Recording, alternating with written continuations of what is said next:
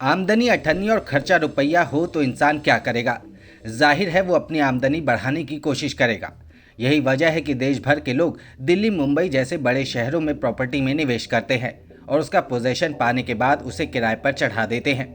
घर का किराया एक स्थायी इनकम देता है, परंतु इससे जुड़े नियमों से अनजान लोग अपना नुकसान करवा बैठते हैं। कई बार प्रॉपर्टी मालिक किराए पर चढ़ाने के बाद सालों तक उसकी सुध नहीं लेते। उन्हें सिर्फ किराए से मतलब होता है, जो हर महीने खाते में पहुंच जाता है। ये लापरवाही है और किसी दिन ये बहुत भारी पड़ सकती है। प्रॉपर्टी कानून में कुछ ऐसे नियम भी हैं जहां लगातार 12 साल तक किसी प्रॉपर्टी पर रहने के बाद किराएदार उस पर हक का दावा कर सकता है। हालांकि इसकी शर्तें काफी कठिन है, लेकिन आपकी संपत्ति विवाद में आ जाती है। प्रतिकूल कब्जे का कानून अंग्रेजों के जमाने का है। अगर इसे सरल शब्दों में समझे तो ये जमीन पर अवैध कब्जे का कानून है। हालांकि उपरोक्त दी गई परिस्थिति में ये मान्य कर दिया जाता है।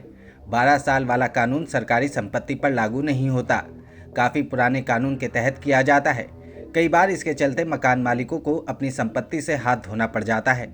इसका इस्तेमाल किराए पर काफ़ी लंबे समय से रह रहे लोग कई बार करने की कोशिश करते हैं। यही मकान मालिक को सचेत रहने की ज़रूरत होती है। अगर संपत्ति पर शांतिपूर्ण तरीके से कब्जा किया गया है और मकान मालिक को इसकी सूचना भी है, तो प्रतिकूल कब्जे के तहत प्रॉपर्टी पर मालिकाना हक का दावा किया जा सकता है। इसमें सबसे बड़ा फैक्टर ये है कि मकान मालिक ने 12 साल की अवधि में कभी उस कब्जे को लेकर कोई रोक टोक न लगाई हो। यानी ये साबित करना भी ज़रूरी होता है कि प्रॉपर्टी पर कब्जा लगातार था और उसमें कोई ब्रेक नहीं था।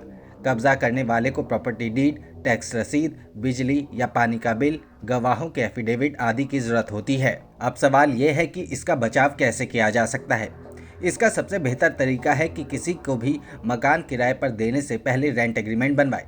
ये 11 महीने का होता है और इसलिए हर 11 महीने पर उसे रिन्यू कराना होता है, जिसे प्रॉपर्टी में लगातार कब्जे में ब्रेक माना जाएगा। दूसरा, आप समय समय पर किराएदार को बदल सकते हैं।